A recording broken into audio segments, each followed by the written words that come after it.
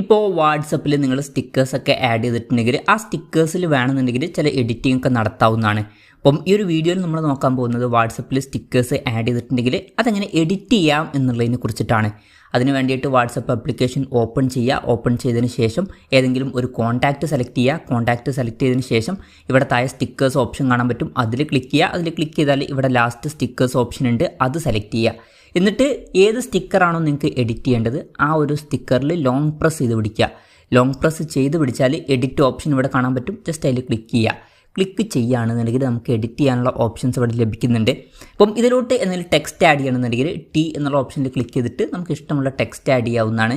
അപ്പം text add ചെയ്തിട്ട് നമുക്ക് ഈ ഒരു ഫോണ്ട് ചേഞ്ച് ചെയ്യണമെന്നുണ്ടെങ്കിൽ ചേഞ്ച് ചെയ്യാനുള്ള ഓപ്ഷൻ ഇവിടെ ഉണ്ട്. അതുപോലെ തന്നെ ഈ ഒരു ബോക്സ് ഒഴിവാക്കണമെന്നുണ്ടെങ്കിൽ അതൊക്കെ ഒഴിവാക്കാവുന്നതാണ്.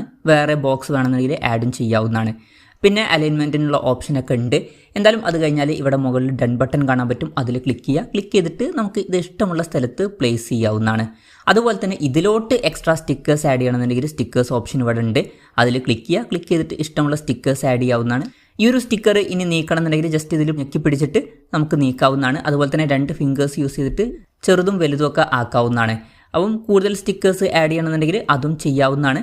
എന്തായാലും ഇതൊക്കെ അഡ്ജസ്റ്റ് ചെയ്ത് വെക്കുക. അത് കഴിഞ്ഞിട്ട് നമുക്ക് ഇതിലോട്ട് എന്തെങ്കിലും വരയ്ക്കണം എന്നുണ്ടെങ്കിൽ ഇവിടെ വരയ്ക്കാനുള്ള ഓപ്ഷൻ ഉണ്ട്, അതിൽ ക്ലിക്ക് ചെയ്യുക. ക്ലിക്ക് ചെയ്താൽ നമുക്ക് കുറേ പെൻസിലിൻ്റെ ഓപ്ഷനൊക്കെ കിട്ടും. നമുക്ക് ഇഷ്ടമുള്ള കാര്യങ്ങൾ ഇവിടെ വരച്ച് വെക്കാവുന്നതാണ്. എന്തായാലും അത് കഴിഞ്ഞാൽ ഇവിടെ മുകളിൽ ഡൺ ബട്ടൺ കാണാൻ പറ്റും, അതിൽ ക്ലിക്ക് ചെയ്യുക. അപ്പം ആ ഒരു സ്റ്റിക്കർ സേവ് ആവുന്നതായിരിക്കും. അതിനുശേഷം വേണമെന്നുണ്ടെങ്കിൽ ഇത് സെൻഡ് ചെയ്യാവുന്നതാണ്. സെൻഡ് ചെയ്യുകയാണെന്നുണ്ടെങ്കിൽ ആ ഒരു സ്റ്റിക്കർ സെൻഡ് ആയിട്ട് കാണാൻ പറ്റും. ഇനി ഈ ഒരു സ്റ്റിക്കർ ഇവിടെ സേവ് ആയിട്ടും കിടക്കുന്നുണ്ട്. അപ്പം വീണ്ടും വേണമെന്നുണ്ടെങ്കിൽ ആ ഒരു സ്റ്റിക്കർ നമുക്ക് യൂസ് ചെയ്യാവുന്നതാണ്. അപ്പം ഇങ്ങനെ നമുക്ക് വളരെ സിമ്പിളായിട്ട് വാട്സപ്പിൽ ഒരു സ്റ്റിക്കർ എഡിറ്റ് ചെയ്യാവുന്നതാണ്. ഈ ഒരു വീഡിയോ നിങ്ങൾക്ക് യൂസ്ഫുൾ ആയി എന്ന് വിചാരിക്കുന്നു.